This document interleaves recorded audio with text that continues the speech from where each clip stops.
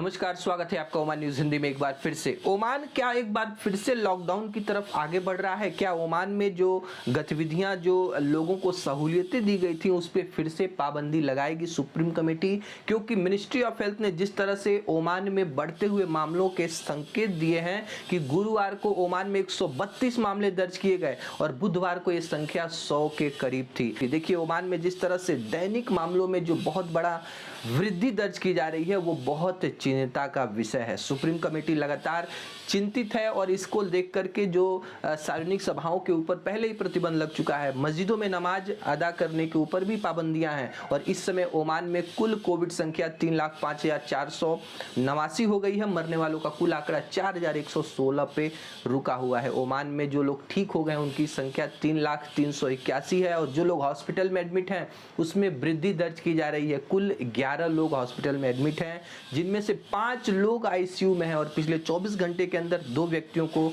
अस्पताल में एडमिट कराने की आवश्यकता पड़ी है। देखिए, सल्तनत में जिस तरह से दैनिक मामलों में वृद्धि दर्ज की जा रही है, इसके पीछे ओमिक्रॉन का कतई हाथ नहीं है। देखिए, ओमिक्रॉन के जो मामले हैं वो इस तरह से नहीं बढ़ रहे हैं। ओमान की बात करें तो केवल जो नॉर्मल कोविड की संख्या है उसमें बहुत बड़ी वृद्धि देखी जा रही है और इसके पीछे का कारण है लोग जिस तरह से नियमों को दरकिनार करते हुए मनमानी कर रहे हैं, न मास्क लगा रहे हैं, न सोशल डिस्टेंसिंग का पालन कर रहे हैं। उनको लग रहा है कि कोविड अब खत्म हो चुका है, लेकिन जब हम ये सोचते हैं कि कोविड अब खत्म हो गया, अब मामले नहीं आ रहे हैं, उसी समय कोविड अपना रूप बदल करके एक ऐसी तबाही मचाता। महामहिम सुल्तान हैतम बिन तारिक ने गुरुवार को अल बराका पैलेस में अपने मंत्री परिषद की बैठक की अध्यक्षता की और इस बैठक में महामहिम ने सरकार की भूमिका का बहुत सराहना किया है कि जिस तरह से महामारी का समय हो या फिर उष्णकटिबंधीय चक्रवाती तूफान के बाद जो तबाही मची थी, उस समय जो सरकार ने लोगों को भरपूर धन से सहायता की है, उनके हर सुख दुख में उनसे हमेशा कांटेक्ट में रही है, उनकी हर संभव मदद करने की कोशिश की गई है। देखिए, वो चाहे स्वास्थ्य सेवाएं हो, कोविड-19 महामारी के समय ओमान में मौसम को लेकर के चेतावनी जारी किया गया है national multi hazard early warning centre के द्वारा और मौसम का विश्लेषण करते हुए इन्होंने बताया कि मुसंदम और उत्तरी अलबतीना के राज्यपालों में 50 से 100 मिलीमीटर की बारिश हो सकती है, जिससे बारिश के कारण अचानक बाढ़ की स्थिति आ सकती है। वादियों में बाढ़ आने की प्रबल संभावना है। दक्षिण अलबतीना, मस्कट, अल बुरैमी, अल दहिरा, अल दखलिया, दक्षिण अल सरकिया के राज्यपालों में 10 से 30 मिलीमीटर के बारिश होने की उम्मीद है।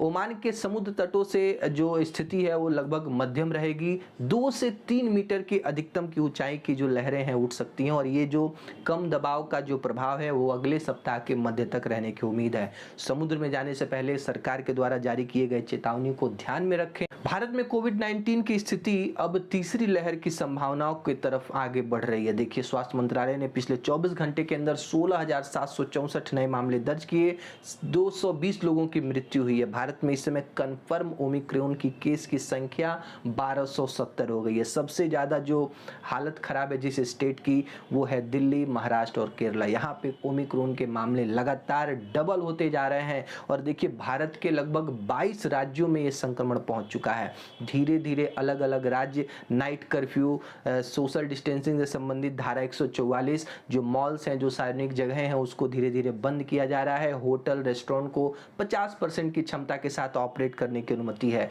जिम और बार्स को पूरी तरीके से बंद कर दिया गया है कुछ स्टेट्स में। तो देखिए, यदि आपने अभी तक वैक्सीन नहीं लगवाया है तो वैक्सीन लगवा लीजिए। भारत में लगभग 91% आबादी ने एक डोज यानी सिंगल डोज वैक्सीन की लगवा ली। रॉयल ओमान पुलिस के यातायात विभाग ने मस्कट एक्सप्रेस वे के बंद होने की सूचना दी है, जो कि लगातार बंद रहेगा 2 जनवरी तक। यहाँ पे मेंटेनेंस का, रखरखाव का काम जो बाकी है उसको कंप्लीट किया जाएगा, जो क्षतिग्रस्त रोड है उसको ठीक किया जाएगा। तो इस रास्ते पे जाने वाले सभी यात्रियों को ये निर्देश दिया जाता है कि वहाँ पे लगे जो सावधानियां हैं, जो साइन बोर्ड हैं, उसका पालन करें। जो आधिकारिक साइट पे दिखाए गए हैं उस निर्देशों को पालन करते हुए सुरक्षित यात्रा करें। रॉयल ओमान पुलिस ने डोफार के समुद्री इलाके से 4 तस्करों को अवैध रूप से ओमान में घुसने और 1000 से अधिक जो नशीले पैकेट के साथ गिरफ्तार कर लिया है। इनके पास से मिले सभी जो ड्रग्स हैं उसको जब्त कर लिया गया और इन सभी के खिलाफ ओमान के निवास कानून के अंतर्गत कार्रवाई की जा रही है। नेशनल सेंटर फॉर स्टैटिस्टिक्स ने एक आंकड़ा जारी करते हुए बताया कि ओमान में नौकरी चाहने वाले युवाओं की संख्या दिसंबर तक 40,000 के पार हो चुकी है। यानी कि इतने बेरोजगारों को नौकरी देने की चुनौती गवर्नमेंट के पास है और ओमानी सरकार इसके लिए जो प्रशिक्षण कार्यक्रम है वो चला रही है। लगभग 6,000 लोगों को इसमें नियुक्त भी कर दिया गया है। बाकी 10,305 लोगों को नौकरी सुरक्षा योजना के तहत इनको पैसे भी गवर्नमेंट के द्वारा हर महीने दर महीने दिए जा रहे हैं और प्राइवेट सेक्टर को भी ओमानी सरकार नहीं छोड़ रही है। श्रम मंत्रालय लगातार प्रवासी जहां पे काम करते हैं, जहां जहां पे रोजगार की संभावनाएं हैं, वहां पे ओमानियों को प्रशिक्षण करके नौकरी देने की योजना लगातार ओमान में चलाई जा रही है। ओमान के महामहिम सुल्तान हैतम बिन तारिक ने कहा है कि हमारा प्रथम उद्देश्य यही है कि नौजवानों को जो कि पूरी तरीके से ग्रेजुएट हैं उनको रोजगार प्रदान करना गवर्नमेंट का ये प्रथम प्रायोरिटी है और इसको लेकर के सभी मंत्रालयों को एकदम अलर्ट पे रखा गया है कि कहीं भी यदि आपके यहाँ वैकेंसी हो तो तुरंत उसकी रिक्तियों की घोषणा कीजिए, उसके आवेदन मंगाइए या फिर वो चाहे सेनाओं की बात हो, जहाँ भी खाली पद हैं वहाँ पे लगातार वैकेंसियाँ निकाली जा रही